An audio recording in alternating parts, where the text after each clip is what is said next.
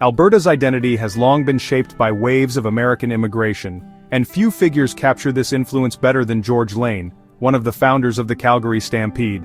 In George Lane, the man who never turned back, author John Whittaker tells the story of an Iowa-born rancher whose life sheds light on how American settlers helped define Alberta's character and why their legacy still matters. Lane's story is a fitting subject. Born in Iowa, he honed his ranching skills in Montana, before joining the northward cattle drives of the 1880s. Eventually he bought the famous Bar U Ranch after serving as its foreman. Like many Americans who crossed into Canada, Lane maintained close ties with indigenous peoples, particularly the Blackfoot, whose ancestral lands had been divided by the US-Canada border. Whittaker portrays Lane as a man who never lost the individualist spirit of his homeland. He vacationed in California, but preferred the company of working cattlemen at the High River Men's Club over Calgary's financiers at the Ranchmen's Club. In this, Lane embodied the populist streak that political scientist Nelson Wiseman later identified as a defining trait of Alberta politics. The book succeeds in restoring Lane to his rightful place in Alberta history, offering a vivid portrait of both the man and the world he inhabited. Whittaker's writing is accessible and his research is solid, drawing on archival sources to recreate the frontier spirit of late 19th century Alberta. He skillfully connects Lane's personal journey to the broader wave of American migration, more than 600,000 strong, that transformed Alberta between 1870 and 1920. At the same time, readers looking for a deeper analysis of how Lane's life intersected with the political and economic debates of his day may find the treatment a little light.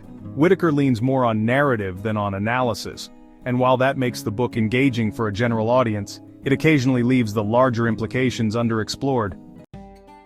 For me, Lane's story resonates personally. My great-grandfather, William Bell McCorkle, was also born in Iowa.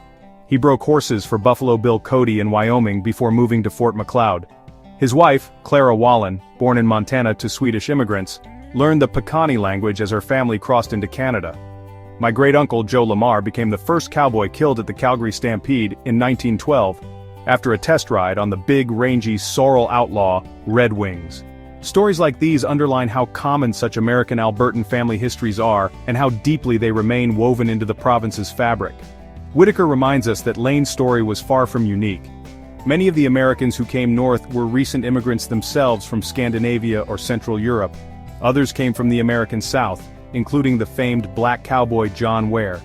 Even the language of the frontier carries this history.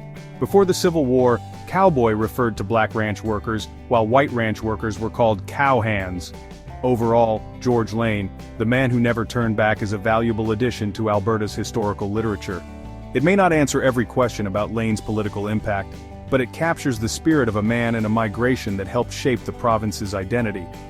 For readers interested in Alberta history, the Calgary Stampede, or the enduring American influence on Canadian identity, Whittaker's book is both engaging and important.